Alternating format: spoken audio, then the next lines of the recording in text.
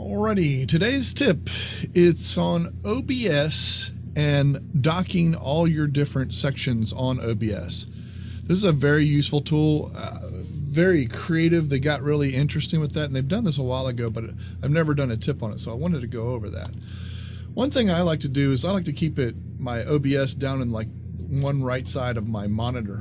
So a lot of times when I'm doing this, I'll have it just like this. The other thing that you can do, some people didn't know, what you can kind of see whenever I hover over these top corners of each of these, that means I can move those. I can interchange those, move those, bring them up.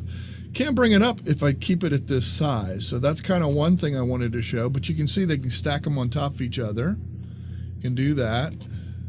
Oops, trying to get it back now. That's the fun part, is trying to get some of these back.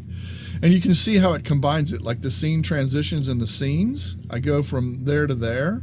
You can kind of see that I can change that and make that go from one thing to the other. If I want to separate those, I want to pull that back out.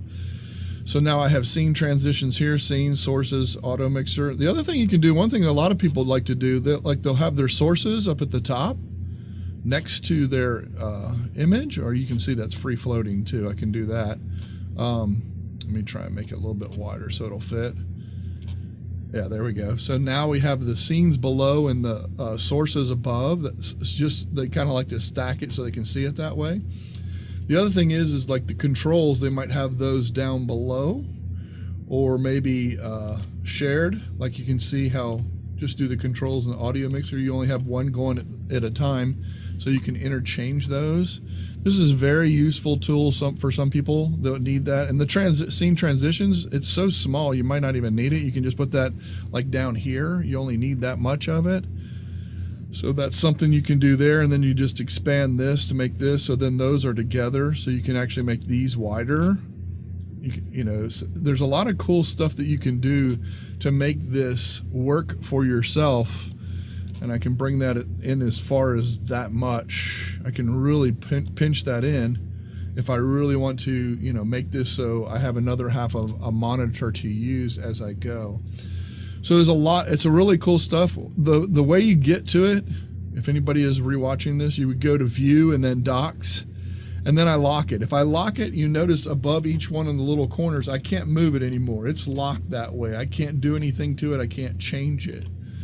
So if I go back to View, Docks, and then unlock the UI, then you see this little icon in the top right corner of each of these where you can now move them again. So different things you can do, different ways of doing it, different things. I can pop that out. You saw me pop that out. You can pop these out so it's free floating out on your monitor, which is really quite convenient to be able to do.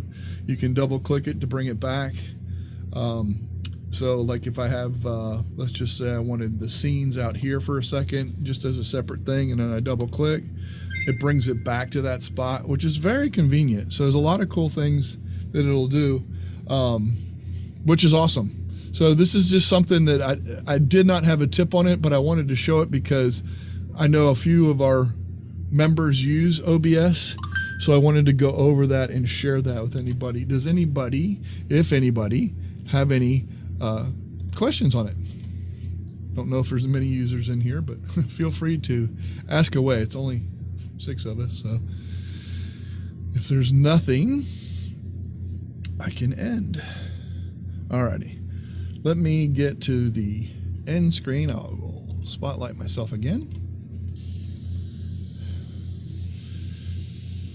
And I'm going to go ahead and end the tip.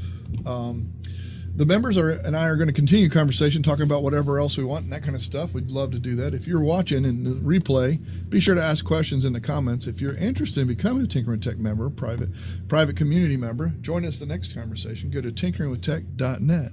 Thank you, everybody.